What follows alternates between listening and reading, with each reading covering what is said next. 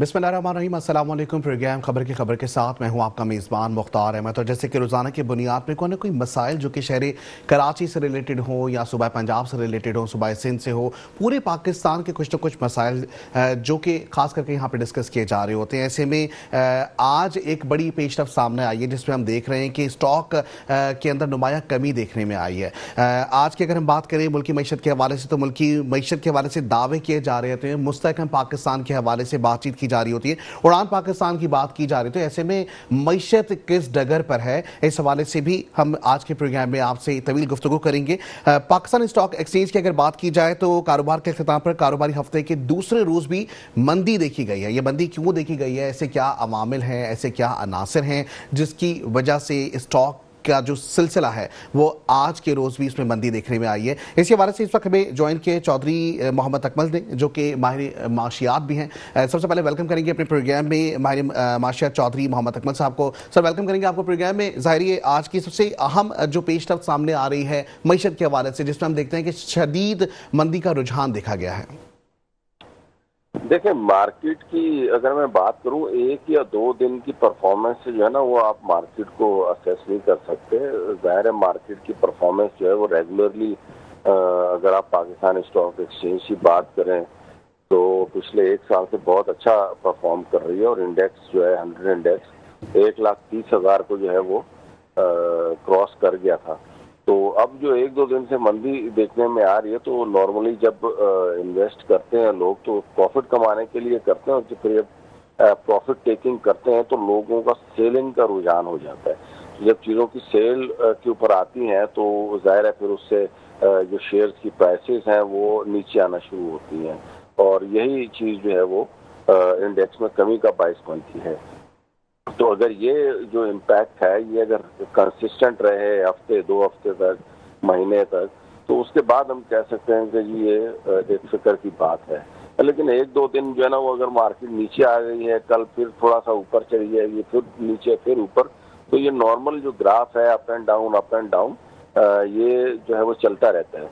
बस इसमें यह है कि इसको लॉन्ग रन में जो है इसको बहरहाल ऊपर जाना चाहिए। लॉन्ग रन में अगर ये ग्राफ नीचे आ रहा है तो उसको वो हम कह सकते हैं कि ये थोड़ा सा अब कंसर्निंग बात है, फिक्र की बात है कि इतनी सारी जो स्टॉक की जो कंपनीज की जो शेयर्स हैं वो नीचे आ रहे हैं। और वैसे भी आपको पता है कराची स्टॉक मार्केट की जब हम बात करते हैं तो उसमें ज़्यादातर तो शॉर्ट टर्म फाइनेंसिंग वाले लोग ही आते हैं। ज़्यादातर जो आते हैं वो बड़े कोलैटरल रखवा के जो है ना वो काम कर रहे होते हैं।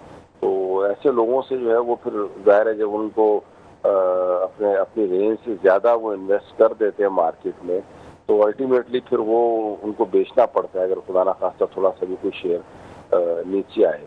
तो ऐसी सूरत हाल में जब मार्केट नीचे आ रही होती है तो जो कम मार्जिन के ऊपर काम कर रहे होते हैं उनको ज़्यादा नुकसान होता है। तो ये वो चीज़ें हैं जिसकी वजह से आपको लग रहा है कि एक दो दिन में जो मार्केट नीचे आई है। वैसे ओवरऑल जो है वो पोजीशन को इतनी खराब फिलहाल मैं नहीं कह सकता है।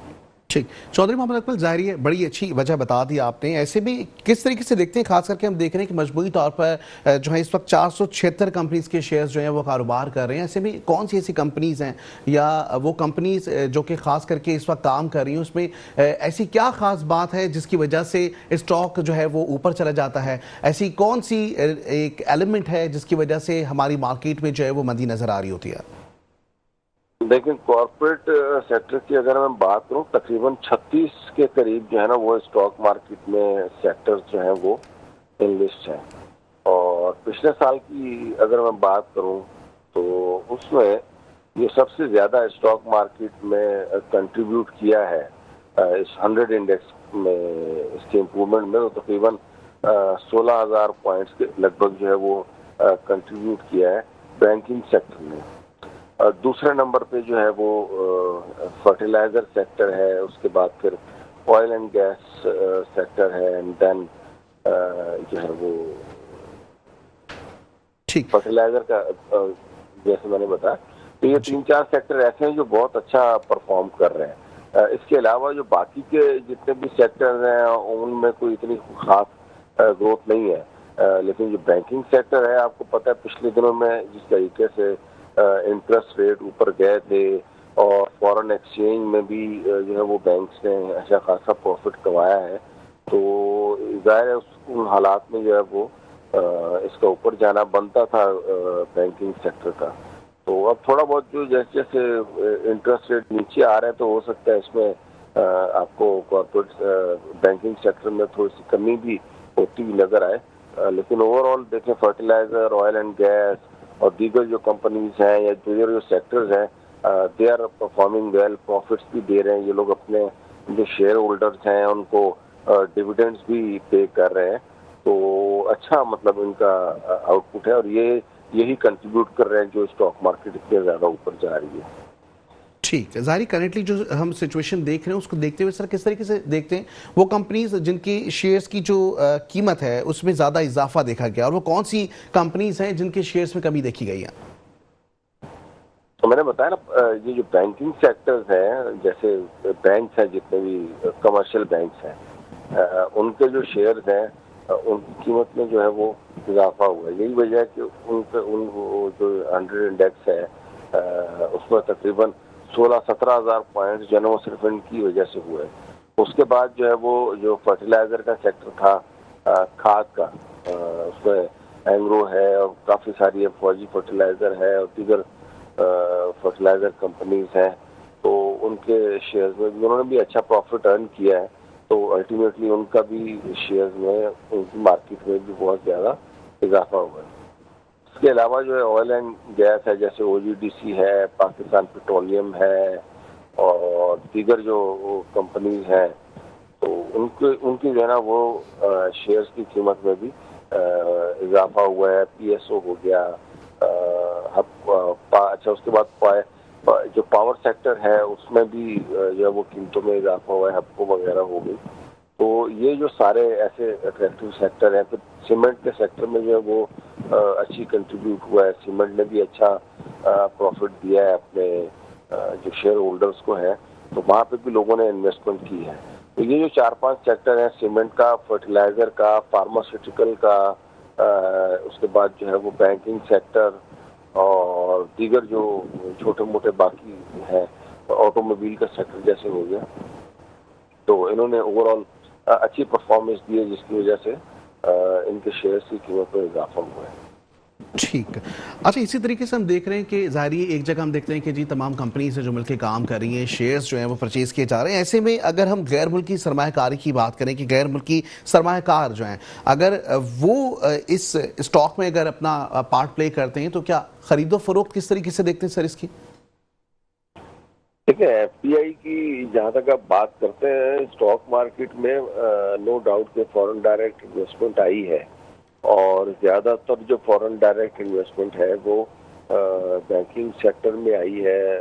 वहाँ पे जो है वो बाहर के जो इन्वेस्टर्स हैं उन्होंने इन्वेस्ट किया है। ज़ाहिर है प्रॉफिट आ रहा है, तो उस सूरत हाल को देखते हुए उन्होंने किया है, लेकिन अगेन ये कोई बहुत ज़्यादा आइडियल नहीं है। फॉरेन डायरेक्ट इन्वेस्टमेंट का जो एलिमेंट है हमारी टोटल इवन इकोनॉमी की परफॉर्मेंस में अगर हम बात करें या स्टॉक मार्केट की भी परफॉर्मेंस में बात करें, लास्ट ईयर जो है वो तकरीबन $1.25 बिलियन के लगभग जो है वो फॉरेन डायरेक्ट इन्वेस्टमेंट आई है। अब $1.25 बिलियन जो है ना वो कोई इतनी बड़ी रकम नहीं है और पिछले साल से भी कम है, यानी उसमें जो है ना वो ओवरऑल डिक्लाइन देखने में आया है। लेकिन इसके बावजूद यहाँ पे जैसा मैंने बताया, जो हमारे लोकल इन्वेस्टर्स हैं और ख़ास तौर पे जो शॉर्ट टर्म प्रॉफिट टेकिंग वाले जो इन्वेस्टर हैं, जो बहुत ज़्यादा लंबी मुद्दत के लिए जो है वो इन्वेस्टमेंट नहीं करते, तो उन्होंने वो स्टॉक मार्केट में पैसा लगाया है। इसके अलावा जो प्रॉपर जो कंपनीज हैं, जो म्यूचुअल फंड्स हैं या दीगर जो कॉर्पोरेट इदारे हैं, उन्होंने भी इन्वेस्टमेंट अच्छी खासी इसमें की है स्टॉक मार्केट में, और जिसकी वजह से जो है वो स्टॉक मार्केट का अगर आप देखें तो अभी भी इंडेक्स जो है वो तकरीबन 1,20,000 से ऊपर चल रहा है। और मेरे ख्याल में 1,20,000 का जो इसने पॉइंट क्रॉस किया है 100 इंडेक्स ने, तो मेरे ख्याल में अब इससे नीचे खुदाना खासा कोई बहुत ही कोई डैमेजिंग किस्म की खबर आए तो शायद हो, अदरवाइज जो है ना वो ये मार्केट जो है वो ऊपर ही जा रही है। सही। अच्छा, पॉलिसीज़ की अगर बात करें, हम जिस तरीके से देखते हैं कि ज़ाहिर है कि हुकूमत पाकिस्तान जो है मॉनिटरिंग भी कर रही है, पॉलिसीज़ भी बना रही है, किस तरीके से देखते हैं जो पॉलिसीज़ इम्प्लीमेंट हुई हुई हैं इस वक्त, जो मॉनिटराइजेशन की जा रही है, किस हद तक इसकी वजह से खास करके मुल्क पाकिस्तान मुस्तहकम हो सकता है? जो हुकूमत की जो माशी पॉलिसियां हैं उसमें जो लॉन्ग टर्म का एलिमेंट होता है वो नहीं है, उनमें कोई कंसिस्टेंसी जो है ना वो नजर नहीं आ रही। इसी तरीके से जो है वो हुकूमत जो है वो उसकी जो पॉलिसीज है और जो उनके एक्शंस हैं उनमें बड़ा डिफरेंस नजर आता है। पॉलिसी उनकी कुछ और होती है, जब इम्प्लीमेंटेशन के स्टेज के ऊपर जाती है तो उसमें कुछ और जो है ना वो चीज़ें हो जाती हैं। एक तरफ जो वो हुकूमत कहती है कि ये हमने सस्ती एनर्जी देनी है, ग्रीन एनर्जी देनी है, दूसरी तरफ आप देखें बिजली की प्राइसेस में जो है वो मुसलसल इजाफा किया जा रहा है। सोलर जो प्लेट्स मंगवाई थी उनकी जो है वो उसके ऊपर सेल्स टैक्स लगा दिया गया है तकरीबन 10% के लगभग, और जो इम्पोर्ट्स है ज़ाहिर है वो भी महंगी हो जाएंगी। लोकल जो इन्वेस्टर है, बहाना तो ये बनाया गया है कि जो लोकल इन्वेस्टर को फायदा होगा, ये लोकली जो इसको प्रोड्यूस कर रहे हैं, लेकिन अभी तक लोकली जो है ना वो सोलर जो प्लेट्स हैं वो अब तक प्रोड्यूस होना शुरू हुई नहीं है, और फिर उनकी क्वालिटी के ऊपर भी बड़े मसले मसाइल हैं। तो ये बिल्कुल जो है ना वो एक अजीब सी बात है कि हुकूमत जो है वो डिफरेंट पॉलिसी ली हुई है। इसी तरीके से गाड़ियों में अगर मैं बात करूँ तो गाड़ियों में भी आप देखें कि जो महंगी गाड़ियाँ हैं, लग्जरी गाड़ियाँ हैं, उनके ऊपर ड्यूटीज जो है ना वो उन्होंने कम कर दी हैं, और जो सस्ती गाड़ियाँ हैं जो जो मतलब एक आम तबके के लोग ले सकते हैं, उनकी प्राइस में जो है वो तकरीबन 2-2 लाख रुपए का इजाफा कर दिया गया है। इसी तरीके से जो इलेक्ट्रिक गाड़ियों को जो रिबेट देना चाहिए था वो भी अभी तक हुकूमत की तरफ से दिया नहीं गया, सिर्फ ऐलान ही किया जा रहा है कि 100 अरब रुपए की हम जो है वो इलेक्ट्रिक व्हीकल की पॉलिसी लाएंगे और उनको सब्सिडी देंगे। लेकिन हुकूमत लगता नहीं है कि उनको इस किस्म की कोई जो है वो सब्सिडी देने की पोजीशन में है, या IMF जो है वो उसको अलाउ करेगा। एग्रीकल्चर की अगर मैं बात करूं तो एग्रीकल्चर में आप देखें पहले जो है वो चीनी को एक्सपोर्ट किया गया, जी। वहाँ पे जो है ना वो रिबेट लिया जो है वो प्रोड्यूसर्स ने, जो मिल मालिकान है, उन्होंने हुकूमत से कि हम जहाँ से हमने महंगी खरीदी थी और अब हम जो है वो सस्ती बेचेंगे तो एक्सपोर्ट करने के लिए, तो उसमें हमें सब आप रिबेट दें। तो वहाँ पे भी हुकूमत ने नुकसान उठाया, चीनी एक्सपोर्ट कर दी इन्होंने पहले 7.5 लाख टन, और अब जो है वो सुनने में आ रहा है कि ऑलरेडी ये तकरीबन 3 लाख टन इम्पोर्ट कर चुके हैं, और अभी भी कीमतें इनके काबू में नहीं है। 5 लाख टन और का इन्होंने इम्पोर्ट का बनाया था, तो उसमें भी IMF ने मसाइल पैदा कर दिए कि अगर आप इम्पोर्ट करेंगे तो कोई एग्जेम्पशन नहीं होगी टैक्स की या ड्यूटीज की, वो आपने पूरी लेनी है। अब वो बगैर टैक्सेस का ही वो चीनी जो है ना वो 153 रुपए किलो पड़नी थी अगर हम इम्पोर्ट करते हैं।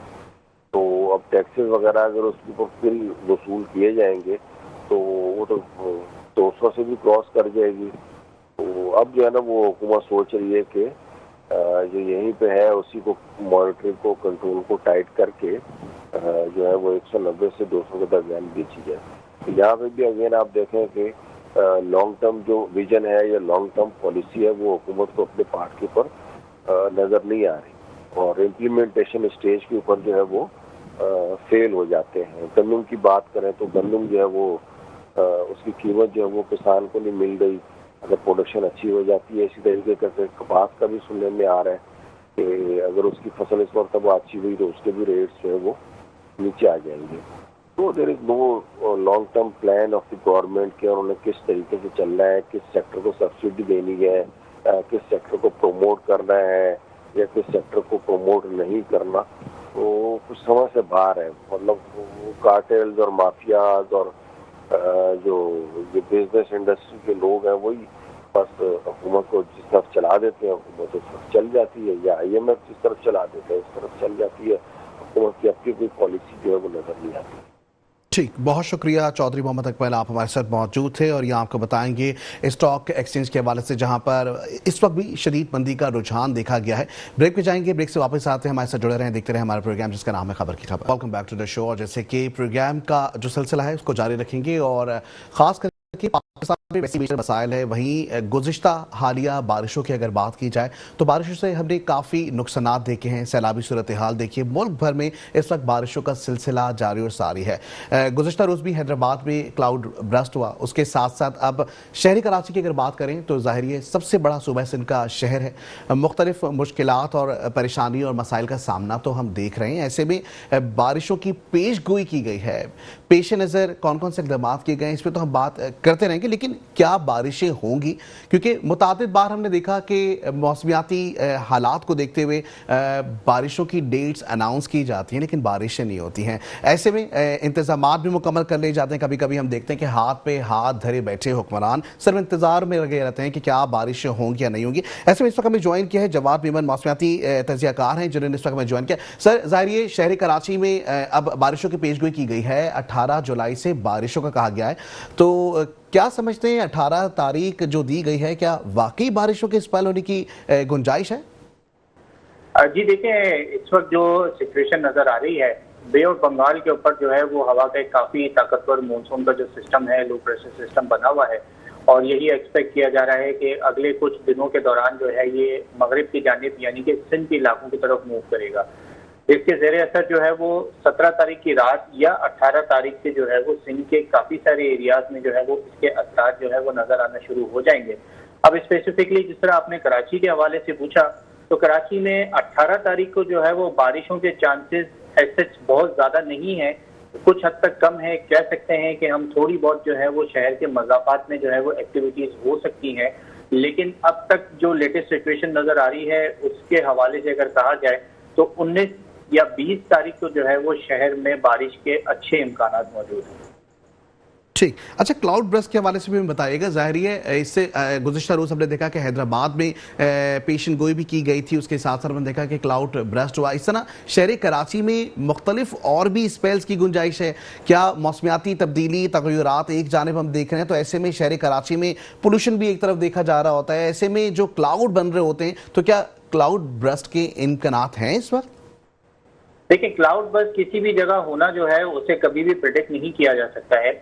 ये बेसिकली जैसे ही कोई थंडरस्टॉर्म वगैरह या कोई थंडर सेल वगैरह बनते हैं और फिर उसकी शिद्दत को देखते हुए बेसिकली कुछ पैरामीटर्स होते हैं जिन्हें जो है वो एज पर स्टैंडर्ड मेजर किया जाता है और फिर ही किसी इलाके में क्लाउड बर्स्ट को जो है वो डिक्लेयर किया जाता है। रिगार्डिंग हैदराबाद में भी ऐसे कोई क्लाउड बर्स्ट नहीं हुआ है, क्योंकि क्लाउड बर्स्ट का बेसिक क्राइटेरिया होता है कि 1 घंटे के अंदर 100 मिलीमीटर या इससे ज्यादा बारिश रिकॉर्ड होना। हैदराबाद में जो है वो बारिश 100 मिलीमीटर से जो है वो कम रिकॉर्ड हुई और 1 घंटे से ज्यादा का टाइम लगा, वक्फे वक्फे से ये सिलसिला चलता रहा। शहर कराची के हवाले से बात की जाए तो फिलहाल तो ऐसे कोई इतना ताकतवर सिस्टम जो है वो यहाँ आता हुआ नजर नहीं आ रहा है। ओवरऑल शहर में दरमियानी से कुछ इलाकों में अच्छी तेज बारिश मुमकिन है, 19, 20 और कुछ 21 तारीख तक भी चांसेस रहेंगे, लेकिन क्लाउड बर्स्ट को प्रिडिक्ट करना या क्लाउड बर्स्ट के बारे में पहले से कुछ चीज बताना ये ऐसे मुमकिन नहीं है। ये रियल टाइम सिचुएशन को और पैरामीटर्स को देखते हुए ही जो है वो उसे फिर डिक्लेयर किया जाता है। ठीक है जवाब बिपिन, ज़ाहिर है अभी जिस तरीके से आपने बताया कि शहरी कराची में मुमकिन तौर पर बारिश के इम्कानात थोड़े से कम नज़र आ रहे हैं, तो कब तक बारिश के इम्कानात ज़्यादा नज़र आ रहे हैं? क्योंकि सारी जुलाई का महीना वैसे ही चल रहा है और अगस्त में वैसी बारिशें शुरू हो जाती हैं, तो ऐसे में क्या शहरी कराची में आगे कोई डेट्स ऐसी हैं जिसमें तूफ़ानी बारिशों का अंदेशा हो? जी बिल्कुल, कह सकते हैं कि शहर कराची में बेसिकली अगर देखा जाए तो हमारे यहाँ जो मानसून का जो सीजन शुरू होता है वो मिड ऑफ जुलाई से ही एक्चुअल में शुरू होता है और फिर ये चलता है जुलाई के आखिरी 2 हफ्ते, अगस्त का पूरा महीना, सितंबर के मिड तक जो है यहाँ पर बारिशों के अच्छे इम्कानात रहते हैं। तो कह सकते हैं कि इस साल जो थोड़ा सा अर्ली स्टार्ट हुआ, जून के आखिरी हफ्ते में हमने देखा कि शहर में अच्छी बारिश हुई और फिर वक्फे वक्फे से जो है वो दिन और रात के टाइम पे जो है लेट नाइट या अर्ली मॉर्निंग जो है वो लाइट शावर्स ड्रिजल का सिलसिला चलता रहा। अब मिड ऑफ जुलाई से जो है वो मानसून की सर्ज जो है वो दोबारा रीएक्टिव हुई है और एक के बाद एक ताकतवर सिस्टम आ रहे हैं। तो इंशाल्लाह उम्मीद है कि शहर कराची में आने वाले महीने में, आने वाले हफ्तों में जो है वो वक्तन तेज बारिशें, चंद एक तूफानी बारिश के स्पेल भी हो सकते हैं अगर थोड़ा सा लॉन्ग रेंज फोरकास्ट आपसे शेयर करूं तो जुलाई के बिल्कुल आखिरी हफ्ते में भी जो है वो एक खासा ताकतवर सिस्टम जो है वो सिंध की तरफ मूव करता हुआ आ रहा है। लेकिन इस वक्त क्योंकि लॉन्ग रेंज फोरकास्ट है, हम आज से कोई 13-15 दिनों के आगे की बात कर रहे हैं, तो लॉन्ग रेंज फोरकास्ट में अमूमन यही होता है कि हर गुजरते दिन के साथ चीजें तब्दील होती रहती हैं। लेकिन ओवरऑल अभी जो मानसून सर्द जो नजर आ रहा है, इंशाल्लाह ये अगस्त के शुरुआती 10 दिनों तक रहेगा। तो इस दौरान जो है उम्मीद है कि 1 से 2 अच्छे मूसलाधार बारिश के इवेंट्स भी हो सकते हैं शायद। ठीक है। अच्छा, ये भी बताएगा कि मौसम का जो मतला है इस वक्त, खास करके जो 2-4 दिन अभी गुजरेंगे, इस वक्त मौसम किस तरह का रहेगा? क्या खास करके अगर हम देखें तो गर्मी की शिद्दत बढ़ेगी या गर्मी का दबाव टूट जाएगा? देखिए, मौसम अगले 2 से 4 दिनों के दौरान जो है वो लगभग ऐसा ही रहेगा जैसे ये इन दिनों चल रहा है। दिन के औकात में जो है वो गर्मी बहुत ज्यादा नहीं होगी, 35 से 35 डिग्री के आसपास, लेकिन हवा में नमी का तनासुब बहुत ज्यादा होने की वजह से जो हब्स और जो फील्ड लाइक की जो टेम्परेचर की जो सिचुएशन है वो काफी ज्यादा रह सकती है। तो उससे थोड़ा सा डिहाइड्रेशन के हवाले से जो है वो एहतियात करनी जरूरी है। जबकि आने वाले दिनों में जिस तरह आपने जिक्र किया कि ये सिस्टम जो दूसरा है वो सिंध के करीब आता है, तो 17-18 तारीख से समुद्री हवाएं जो है वो फिर मजीद डिस्टर्ब होंगी शहर में, तो थोड़ी सी गर्मी भी बढ़ेगी, थोड़ा सा हब्स जो है वो मजीद उसमें इजाफा होगा। लेकिन फिर इंशाल्लाह उम्मीद है कि 19-20 या 21 तक जो है वो बारिशों के ठीक। अच्छा, मौसमियाती तब्दीलियां और तगय्युरात जो होते हैं, क्या ऐसे में जो स्पेल आने वाला है क्या वो डिस्टर्ब हो सकता है?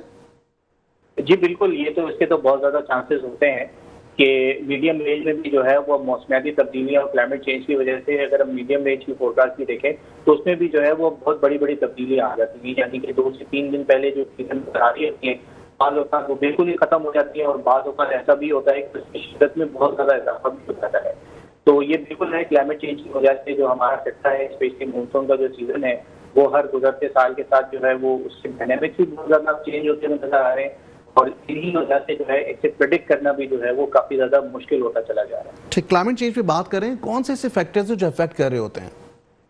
देखिए, सबसे पहले तो राइजिंग टेम्परेचर्स हैं आपके, जो हमारे यहाँ जो जमीन के भी राइजिंग टेम्परेचर्स हैं और स्पेशली जो सी सरफेस टेम्परेचर है, हमारे जो बहरा अरब के जो दर्जा हरारत हैं वो मामूल से जो है वो पिछले कई सालों से ज्यादा नजर आते हैं। तो यही वजह होती है कि इसके ज़ेर असर जो हमारे यहाँ सी ब्रीज होती है और जो मानसून करंट्स होती हैं, टेम्परेचर वेरिएशंस की वजह से जो है इनमें बहुत ज्यादा डिफरेंस आना शुरू हो जाता है। और जिन मानसून करंट्स, जिन मानसून हवाओं के साथ ये सिस्टम ट्रैवल कर रहे होते हैं, इनमें डिस्टर्बेंस आती है, तो फिर इन सिस्टम्स के ट्रैक में, इनकी शिद्दत में भी जो है वो बड़े पैमाने पे उतार चढ़ाव हम देखते हैं। ठीक है जी, बहुत शुक्रिया। आप हमारे साथ मौजूद थे जवाद मेमन, मौसमियाती तजज़ियाकार। और जैसे कि शहरी कराची के लिए कहा जा रहा है कि जी तैयारियां जो है वो शुरू कर ली जाएं। 17 जुलाई से इम्कानात जाहिर किए गए हैं कि बड़े स्पेल्स की गुंजाइश है, लेकिन हो सकता है कि कम से कम बूंदाबांदी हो सकती है। ब्रेक पे जाएंगे, ब्रेक से वापस आते हैं, हमारे साथ जुड़े रहें, देखते रहें हमारा प्रोग्राम जिसका नाम है खबर की खबर। Welcome back to the show जिसका नाम है खबर की खबर। और जैसे कि प्रोग्राम में हम बात कर रहे थे, बारिशों के हवाले से पेशगोई की गई है। ऐसे में आज रात से पेशगोई की गई है। ऐसे में हुकूमती इदारों पर ये एक बड़ा सवालिया निशान है, क्या किसी किस्म के कोई इंतजाम किए गए हैं, बल्दियाती इदारे हों या हुकूमती जो भी इदारे, क्या कोई पॉलिसी बनाई गई है जिस पर काम करते हुए खास करके शहरी कराची की आवाम को बारिशों के शदीद नुकसानात से बचाया जा सके? ऐसे में इस वक्त हमें ज्वाइन किया है हमारे नुमाइंदे हफीज़ अंसारी। हफीज़ अंसारी साहब, सबसे पहले तो वेलकम करेंगे अपने शो में।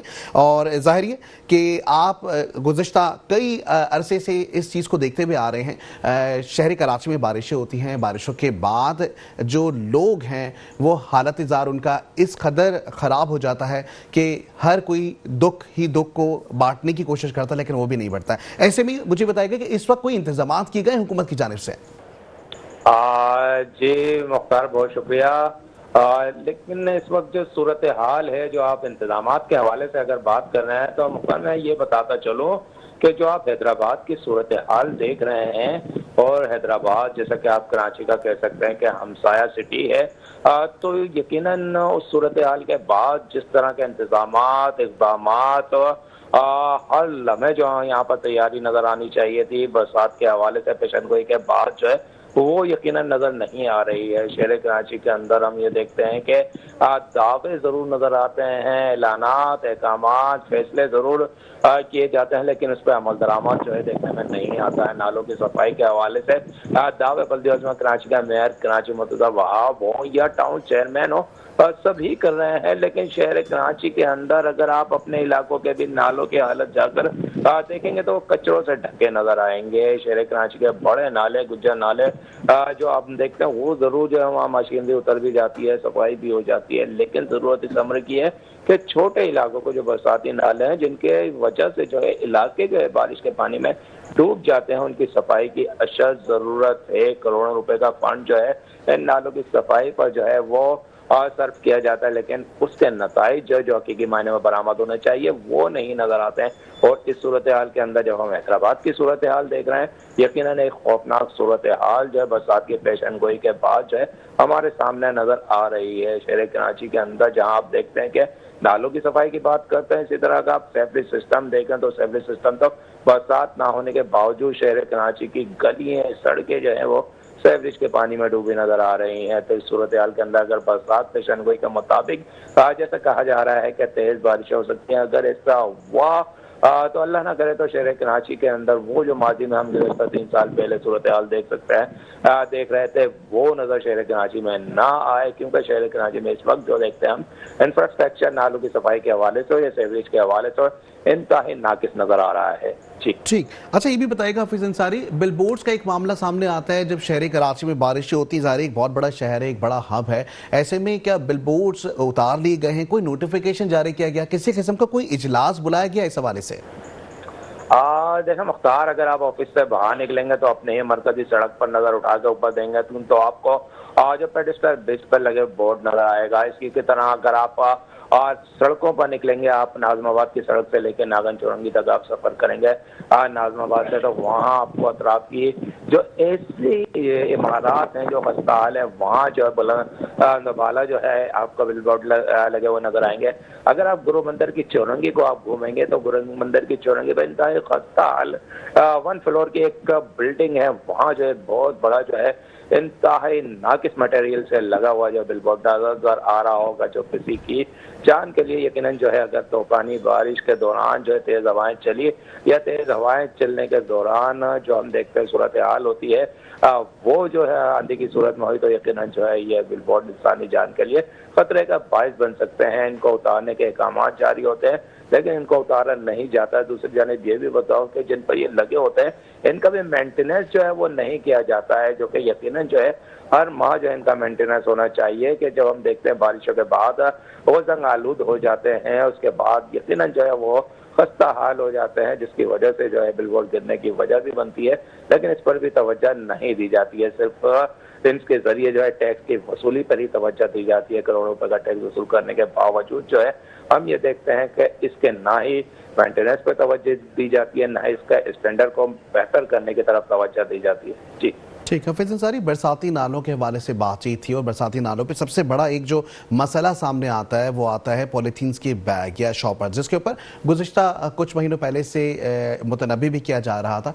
इस पे कोई अमल दरामद हुआ है? प्लास्टिक बैग्स की रोकथाम के लिए किसी किस्म की कोई काविशें, कोई कोशिशें की गई हैं? अब देखें, इस पर जो हम देखते हैं कि गुज़श्ता सालों पहले भी इसके ऊपर ऑपरेशन किए गए थे, मुख्तलिफ होलसेल की मार्केट हो या तो दुकानदार हो या आम मार्केट हो, वहाँ भी ऑपरेशन किए गए थे, वहाँ से ये जब्त भी किए गए थे। लेकिन जो है कि कई टन जब्त किए जाने के बावजूद जो हम देखते हैं इसकी रोकथाम नहीं हो पाती है। रोकथाम ना होने की असल वजह यह है कि दुकानदार भी एक आसान जरिया इसको समझता है अपने ग्राहक को चीज़ देने के लिए। इसी तरह जो है आम शहरी भी जो है इसको एक आसान जरिए समझ लेता है कि खरीदा फरोख्त के लिए शॉपर जो है मिल जाता है, उसमें डालकर ले आते हैं। जब तक आम शहरी जो है इस पर खुद ज़हनी तौर पर अमल दरामद के लिए तैयार नहीं होगा, इसके इस्तेमाल को तुर्क नहीं करेगा, जब तक वो अपने जहन में ये बात नहीं लाएगा कि घर से कपड़े का बैग ले जाने में कोई इंसल्ट नहीं है, कोई बेइज्जती नहीं है। माजी में भी ऐसा होता रहा है कि घर से कपड़े का थैला ले जाकर या बैग ले जाकर उसमें जो है शॉपिंग या खरीदारी करके जो है लोग आया करते थे। अगर इस तरीके कार को फिर अपनाया जाए तो उस सूरत में जो है इसका खात्मा हो सकता है, बसूरत आवाम जब तक ज़हनी तौर पर इसको तुर्क करने के लिए तैयार नहीं होती है, इसका खात्मा नहीं हो सकता। यही वजह है कि हम ना सिर्फ जो इस्तेमाल करती है, बल्कि इसको जो है खुद इस बेदर्दी से जो है सड़कों पर फेंक देती है या कचरा डालकर फेंक देती है कि वो नालों या सीवेज की लाइनों में चले जाता है, जिसकी वजह से जो हम देखते हैं कि उसके नुकसान बारिशों की सूरत में खास तौर पर देखने में आते हैं। ठीक, अच्छा, बारिशों की सूरत हाल जब सामने नजर आ रही होती है उसमें हम देखते हैं कि ट्रैफिक का जो एक मयार है उसमें भी हम खलल देखते हैं। ऐसे में हम ये देखते हैं कि मुख्तलिफ जगहों पे आगाही मुहिम जारी होती है, मुख्तलिफ तहरीरी तौर पे भी खास करके मौसम के हवाले से एहतियाती तदाबीर लिखी होती है। तो ऐसी किसी किस्म की कोई मुहिम या कोई आगाही कैंपेन चलाई गई है? देखिए मुख्तार, अब इंसान इतना बाशऊर हो चुका है, जदीद टेक्नोलॉजी उसके अपने हाथ के अंदर एक मोबाइल है, उससे बहुत सारी ऐसी चीजें जो है उसको आगाही हासिल हो जाती है। नुकसानात की तमाम चीजों से इंसान आगाह है, लेकिन ज़हनी तौर पर उसको खुद अमल करने की जरूरत है। जब तक जो है वो इस का शिकार नहीं होता है, उसको यकीनन जो है इस बात पर जो है तैयारी उसको ज़हनी तौर पर नहीं नजर आती। बहुत शुक्रिया हाफिज़ अंसारी, आप हमारे साथ मौजूद थे। और जैसे कि हालिया बारिशें जो कि गुज़श्ता रोज़ हमने हैदराबाद में देखी, शहर कराची में भी आज से बारिशों की पेशगोई की गई है। ऐसे में सूरत हाल क्या है, किस तरीके से ग्राउंड पे अगर देखें तो क्या हमें वो तमाम इंतज़ामात नज़र आते हैं जो हुकूमतें ख़ास करके अपने मुकालमे के ज़रिए, अपनी ख़ास करके इजलासों के ज़रिए अब तक पहुँचा रही होती हैं? तो क्या किसी किस्म का कोई खातिर ख्वाह इंतज़ामात किए जाते हैं? बात की जाए नालों की सफाई की, बात की जाए अगर बिल बोर्ड्स के हवाले से बात की जाए, किसी भी मुहिम के हवाले से क्या कोई ऐसी मुहिम चलाई गई है जिसमें अवाम को मुतनबे किया जाए कि जी किस तरीके से खास करके अपने शहर को, अपने इस इलाके को साफ सुथरा रखना है? लेकिन कहीं पे भी हमें इस तरह की कोई चीज़ नज़र नहीं आ रही होती है। ये हुकूमत की खास करके नाकामी है, या हुकूमत एक जगह फंड्स का रोना नज़र आ रहा होता है तो दूसरी जगह पर जब फंड्स आ जाते हैं तो इस तरह के सारे सिलसिले हमें बिल्कुल ऐसे नज़र आते हैं जैसे बेदाग तरीके से लोग काम करते नजर आए। ऐसे में इस वक्त हमें ज्वाइन किया नुसरतुल्लाह, चेयरमैन गुलबर्ग टाउन है। सबसे पहले तो वेलकम करेंगे नुसरतुल्लाह साहब आपको। ज़ाहिर चेयरमैन हैं आप गुलबर्ग टाउन के। सर, हालिया बारिशें ज़ाहिर गुज़श्ता टाइम भी हमने देखी होती रही, अब जो बारिशों का एक स्पेल आने वाला है, इसके लिए गुलबर्ग टाउन कितना मुतहर्रिक है? आपका जो इदारा है वो किस तरीके से गुलबर्ग टाउन की खिदमत के लिए पेश है? जी शुक्रिया जी। इस वक्त गुलबर्ग टाउन आपको मालूम है कि अल्हम्दुलिल्लाह पिछले भी जो बारिशें कह लें या जो भी रेन एमरजेंसी रही है उसमें अल्हम्दुलिल्लाह हमारी अपनी पूरी टीम जो सैनिटेशन डिपार्टमेंट है, हेल्थ एंड सैनिटेशन, वो भी फील्ड में होता है। इसके पार्क डिपार्टमेंट जो ट्रेनिंग होती है दरख्तों की, वो भी हर्डल पैदा करती हैं। इसी तरीके से अल्हम्दुलिल्लाह गुलबर्ग टाउन ने भी गुज़श्ता 2 हफ्ते पहले ही जो है वो नालों की सफाई काम भी, जो कि कराची KMC की जिम्मेदारी है और एक बड़ा फंड भी एलोकेट किया है KMC ने, लेकिन वो ना करवा सके तो अल्हम्दुलिल्लाह गुलबर्ग टाउन ने अपने फंड से ही उन नालों की सफाई काम भी शुरू किया है और जो है स्लैबिंग का काम भी अल्हम्दुलिल्लाह गुलबर्ग टाउन कर रहा है। और इसके अलावा एक बड़ा काम जो गुलबर्ग टाउन ने किया है वो वाटर हार्वेस्टिंग के हवाले से और रेन हार्वेस्टिंग, जो कि जहां बड़ी स्पॉट पे पानी जमा होता है जो कि ट्रैफिक के फ्लो को भी रोकता है, प्लस जो है वो सड़कों को भी खराब करता है। तो कराची का वाइट टाउन है गुलबर्ग, जिसने रेन हार्वेस्टिंग और वुजू हार्वेस्टिंग पे काम किया है। तो ये बारिशों की तैयारी में ये भी एक बड़ा काम है जो कि गुलबर्ग टाउन अल्हम्दुलिल्लाह कर रहा है। और इस फिस्कल ईयर के अंदर गुलबर्ग टाउन ने जो है गुलबर्ग टाउन के और बहुत ऐसे स्पॉट या पानी बड़ी तादाद में जमा होकर रोड को भी खराब कर रहा है, ट्रैफिक के फ्लो को भी खराब कर रहा है और वो पानी जो है जाया भी होता है। तो अल्हम्दुलिल्लाह उसको रिजर्व करता है और तकरीबन जो है वो जो ज़मीन पानी की सतह है उसको भी बुलंद करता है। ठीक, नुसरतुल्लाह साहब, ज़ाहिर ये गुलबर्ग टाउन से वाबस्तगियाँ हैं और ऐसे में हम ये भी देख रहे हैं कि बिल बोर्ड्स वहीं के वहीं नज़र आ रहे हैं। इसके लिए कोई इक़दाम किए जा रहे हैं? क्या किसी किस्म की हुकूमती सतह पर आवाज़ उठाई जा रही है? जी, बिल बोर्ड जो हमारे उसमें है, हम उसको अपने तौर पे जो उसकी रिक्वायरमेंट्स होती हैं, जो कानूनी तकाज़े होते हैं उसको पूरा करते हैं। बकिया जो रोड्स जो है सिटी के पास आती हैं वो लाजमी सिटी की जिम्मेदारी है, लेकिन बहरहाल उसको भी हम पॉइंट आउट करते हैं। और लेकिन जो हमारे उसमें जुरिडिक्शंस में आ रही है उसको अल्हम्दुलिल्लाह जो उसके कानूनी तकाज़े हैं या उसकी जो भी रिक्वायरमेंट्स उसको फुलफिल करता है गुलबर्ग टाउन अल्हम्दुलिल्लाह। ठीक है। अच्छा, बरसाती नालों की अगर बात करें, ज़ाहिर है अगर पूरे शहर कराची की हम बात करते हैं तो ज़ाहिर बरसाती नालों में प्लास्टिक बैग, पॉलीथीन का इस्तेमाल हम देखते हैं इतना ज़्यादा है कि जिसकी वजह से सफाई सुथराई के लिए काफ़ी ज़्यादा प्रॉब्लम क्रिएट हो जाती है, बल्कि बहुत ज़्यादा फंड्स दिया जाता है, उसके बावजूद हमें उस तरह सफाई नज़र नहीं आती। ऐसे में पॉलीथीन ज़ाहिर है अब इस वक्त इस्तेमाल ममनू किया गया हुआ है और ख़ास करके इसके लिए मुहिम भी चलाई गई थी। ऐसे में आपके जो टाउन है उसमें इसके लिए क्या काम किया गया अब तक? जी देखिए, इसमें जो ये कैंपेन जो भी चली, मैं तो समझता हूँ पहली बुनियादी बात है कि सफाई का निज़ाम अगर ठीक है, और ये आपको मालूम है कि ये Sindh solid waste management board के पास है, ये उनकी जिम्मेदारी है और उनका जो भी पूरा जो पोर्टफोलियो कह लें या उनकी जो पूरी ड्यूटी है वो घर से कचरा उठाने से और लैंडफिल LFS के ऊपर जाता है। लेकिन मसला ये है कि वो कचरा जब सही तरह उठता नहीं है। बहरहाल गुलबर्ग टाउन के अंदर ये काम हम अपने तौर पर भी हमने तकरीबन 28 कचरा कुंडियाँ रिमूव किए हैं। तो मैं समझता हूँ कि इब्तदाई तौर पे अगर ये घरों से कचरा सही मानों में अगर सिंध सॉलिड वेस्ट अपनी जिम्मेदारी पूरा करे तो वो कचरा इस तरह से फैले ही नहीं। और जहां तक जो थैलियों का मामला है, मेरा ख्याल है कि हमें उन चीजों की तरफ देखने की जरूरत है कि जो हम आसानी से कर पा सकते हैं, या चीजें जैसे हम उनको पाबंद करते हैं तो वो रोकें, फिर हम जगह जगह डस्टबिन वगैरह जो है अपने तौर पे जो इसकी कैंपेन चलती है उसमें दिए जाएं। प्लस जो है वो जो असल काम है कि इसको कचरे को बाहर निकलने दिया ना जाए। और जहां तक जो नालों की सफाई का मैंने बताया कि बड़ी खतीर रकम पिछले फिस्कल ईयर में भी KMC ने रखी है, लेकिन वो कहाँ गई उसका जवाब मेरे ख्याल से मेयर साहब को देना चाहिए। इसी तरीके से इस फिस्कल ईयर में भी शायद रखी है, और अभी जो है अभी तक मुझे नहीं अंदाजा कितनी नालों की सफाई हुई है, लेकिन हमने गुलबर्ग टाउन में अल्हम्दुलिल्लाह जो है इस हवाले से ये काम शुरू भी किया। और 2 हफ्ते पहले भी हमने अल्हम्दुलिल्लाह अपने जो नाले थे बरसाती उसके अंदर से कचरों को साफ किया है, और स्लीपिंग काम भी गुलबर्ग टाउन कर रहा है। ठीक, बहुत सारे ज़ाहिर हम देख रहे हैं कि इंतज़ामात भी और उसके साथ साथ काम तो आप लोग कर रहे हैं।